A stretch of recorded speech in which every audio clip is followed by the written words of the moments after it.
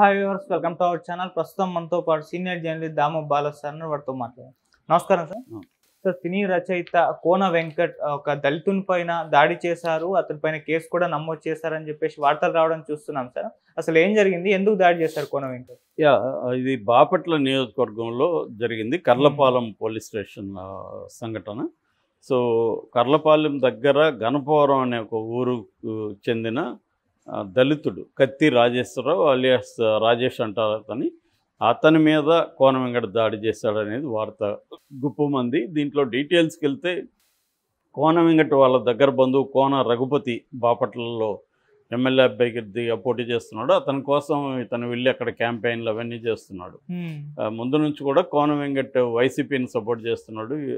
So ఆ కాంటెక్స్లో తన బంధువు కాబట్టి రఘుపతిని గెలిపించడానికి ఆయన ట్రై చేస్తున్నాడు.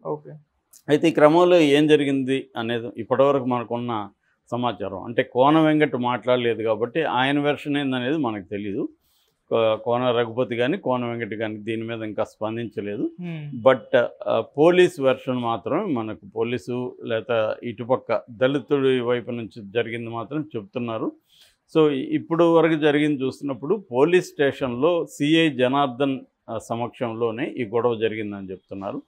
సో మామూలుగా ఏంటంటే ఈ కత్తి రాజేష్ అనే అబ్బాయి మొన్నటి వరకు వైసీపీలో ఉన్నాడు. వీళ్ళ దగ్గర 8 లక్షల డబ్బులు కూడా తీసుకున్నాడు కోన వెంకట్ వాళ్ళ దగ్గర.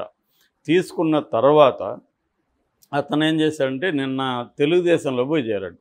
దాంతో కోన వెంకట్ కోపం వచ్చింది. మా దగ్గర డబ్బులు తీసుకుని నువ్వు తెలుగుదేశంలో ఎలా చేరుతావు, మా డబ్బులు మాకు ఇవ్వాలి కదా అన్నట్టుగా అతన్ని పోలీసులను పంపించి పోలీస్ స్టేషన్కి పిలిపించాడు.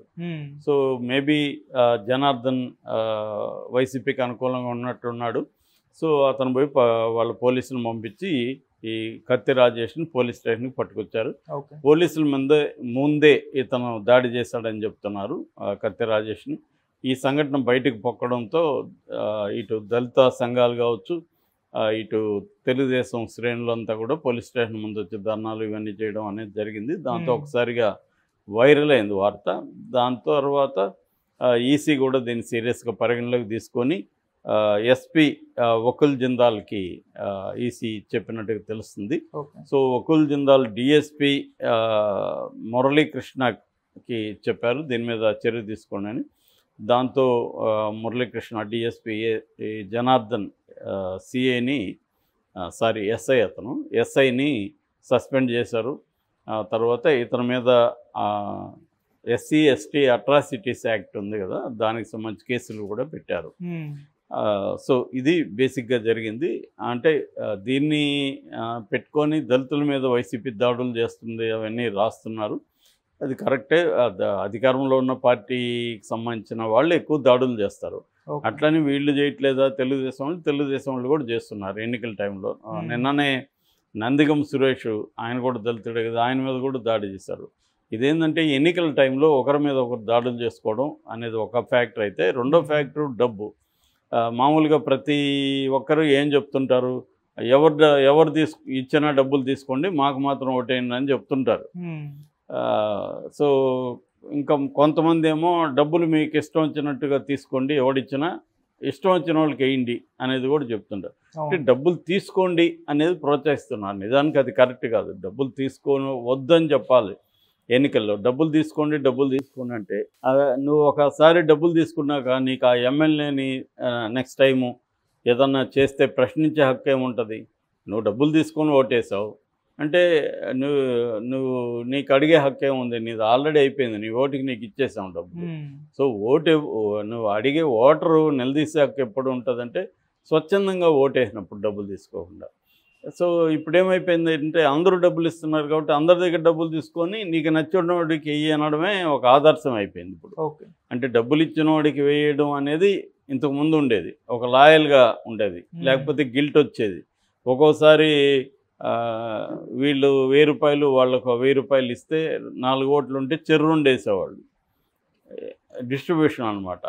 సో ఇలాంటివి పోయి ఇప్పుడు ఏమైపోయిందంటే కొత్తగా డబ్బులు తీసుకోండి ఇచ్చిన వాళ్ళ దగ్గర, కానీ మీకు నచ్చిన వాళ్ళు కోటేయండి అనడమే ఒక ఆదర్శంలాగా మాట్లాడుతున్నారు. నిజానికి అది ఆదర్శం కాదు. డబ్బులు తీసుకోకుండా ఓట్లేయడమే ఆదర్శం. అక్కడక్కడ మా మా ఇంటికి రాకండి, మేము డబ్బులకు అమ్ముడుపోవట్లేదని కూడా నోటీసులాగా పెట్టిన ఇవి కూడా మనం చూస్తున్నాం కొంతమంది. అలాగని ఊరు మాట్లాడుకొని మాకు డబ్బులు ఇవ్వకండి అని కానీ చెప్పగలిగే చైతన్యం కానీ వస్తే ఖచ్చితంగా అభ్యర్థుల్లో కూడా మార్పు వస్తుంది. కానీ జనరల్గా ఏంటంటే మామూలు పేద ప్రజలైతే కష్టాల్లో ఉంటారు. వాళ్ళకి 2000, 3000, 5000 అనేది పెద్ద అమౌంటు.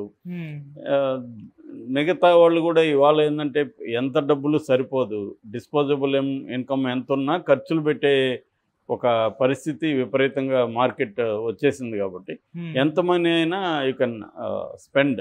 ₹1 ఇచ్చినా 2 రోజుల్లో స్పెండ్ చేసేసే పరిస్థితి ఇవాళ వచ్చేసింది. కాబట్టి డబ్బులు ఎవరికి చేదన్నట్టుగా ఎవడిచ్చినా తీసుకుంటున్నారు. నచ్చిన వాళ్ళకి వేయడం అనే కల్చర్ బాగా పెరుగుతుంది.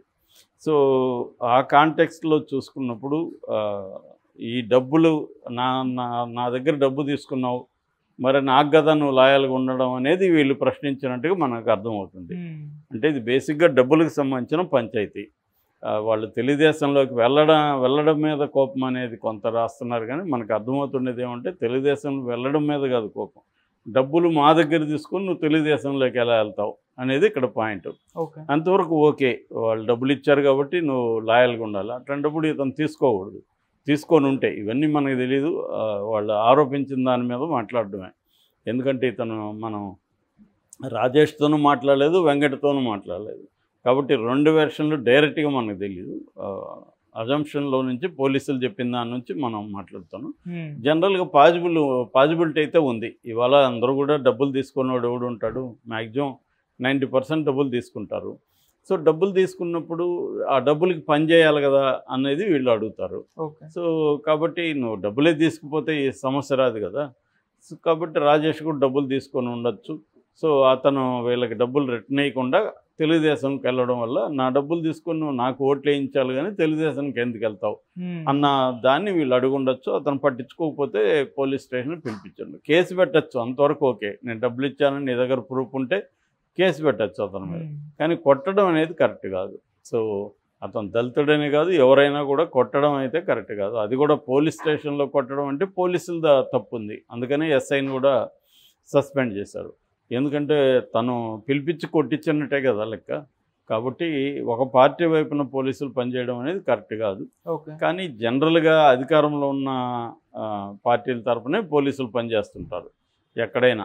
జనరల్గా అది సిచ్యువేషన్ అక్కడక్కడ ఏమన్నా ఇది ఉండొచ్చు. కానీ ఏ పార్టీ ఉన్నా రేపు తెలుగుదేశం వస్తే ఇదే పోలీసుల మీద వైసీపీ వాళ్ళు ఇదే స్థాయిలో ఆరోపణలు చేస్తుంటారు. మళ్ళీ మనం చెప్పుకుంటుంటాం వైసీపీల మీద దాడులు అని చెప్పి. ఎందుకంటే ఇదే జరుగుతుంది మళ్ళీ వాళ్ళకు కూడా. కాకపోతే వీళ్ళని ఇబ్బంది పెట్టిన పోలీస్ ఆఫీసర్ని ఎక్కడో ట్రాన్స్ఫర్ చేసేస్తారు, తమకు నచ్చిన వాళ్ళని తెచ్చిపెట్టుకుంటారు. మళ్ళీ ఆల్రెడీ చెప్తున్నారు కదా, ఇప్పుడు లోకేష్ చెప్తున్నాడు, తర్వాత పవన్ కళ్యాణ్ చెప్తున్నాడు, 4 రోజుల నుంచి చంద్రబాబు అదే చెప్తున్నారు, రౌడీలు తాడదీస్తాను, డబ్బులు కక్కిస్తాను, ఇవన్నీ చెప్తున్నాడు కదా. ఈ రౌడీలు తాట ఎలా తీస్తారు వీళ్ళు? పోలీసుని మ్యానిపులేట్ చేసే కదా తీస్తారు, అదర్వైజ్ లీగల్గా కదా ఉండాలి. మోకాళ్ళ మీద నడిపిస్తానంటాడు పవన్ కళ్యాణ్. ఇతను కూడా మోకాళ్ళ మీద నడిపించడానికి డెమోక్రసీనా? మీ ఊరు నువ్వేమన్నా రౌడీగా? సో కాబట్టి ఇదేంటంటే రౌడీల్లాగా మాట్లాడుతున్నారు పొలిటికల్ లీడర్స్. అంటే లీగల్ వ్యవస్థ మీద కానీ క్రిమినల్ జస్టిస్ సిస్టమ్ మీద కానీ ఎవరికి ఏమీ నమ్మకం లేదు ఇక్కడ. ఎవడు కూడా నా పవర్ని నేను వినియోగిస్తానని ముందు నుంచే బెదిరిస్తున్నారు. సో ఇంకా మనం బెదిరించేటప్పుడు అవతలని విమర్శించాక మనకేముంటుంది? కాబట్టి ఏంటంటే అందరూ ఒకటే, ఇక్కడ ఎవడు అధికారంలో ఉంటే ప్రత్యర్థుల్ని వేధిస్తాం అనేది. ఈ వేధింపుకి పోలీసులు ఇదవుతారు. పోలీసులు ఎందుకు చేస్తారంటే వాళ్ళు కూడా కరప్ట్ అయి ఉంటారు. పొలిటీషియన్స్ చెప్పింది చేస్తే ఇతర కరప్షన్లో పొలిటీషియన్లు మనల్ని పట్టించుకోరు. సో మనం ఫ్రీగా ఉండొచ్చు. కాబట్టి రాజకీయ నాయకులు చెప్పింది చేసేస్తే అధికారంలో ఉన్నవాడిది మిగతా పనులు మనం చేసుకున్నా కూడా వాళ్ళ సహాయం ఉంటుంది అనేది వీళ్ళకు ఉన్నది. మనం చాలాసార్లు చూసాం. నయీం మీద నేను సినిమా తీసినప్పుడు అంతా కూడా పోలీసులు ఎల్ట్రా కరప్ట్ అనేది నేను చాలా ప్రత్యక్షంగా చూశాను. వాళ్ళే నాకు చాలామంది చెప్పారు కూడా, ఎవడో డబ్బులు తిన్నాడని ఇంకొక పోలీస్ ఆఫీసర్ చెప్తాడు అనమాట. కాబట్టి ఇక్కడ ఏంటంటే ఈ కరప్షన్కి పాలిటిక్స్కి విపరీతమైన లింక్ ఉంది. సో ఆ యాంగిల్ ఇక్కడ కూడా ఖచ్చితంగా కోన వెంకట్ చేసిన దాన్ని ఖండించాలి. ఎందుకంటే కోన వెంకట్ ఒక రైటరు, ఆయనకి చాలా నాలెడ్జ్ ఉంది, మాట్లాడుతుంటాడు మీడియాతో.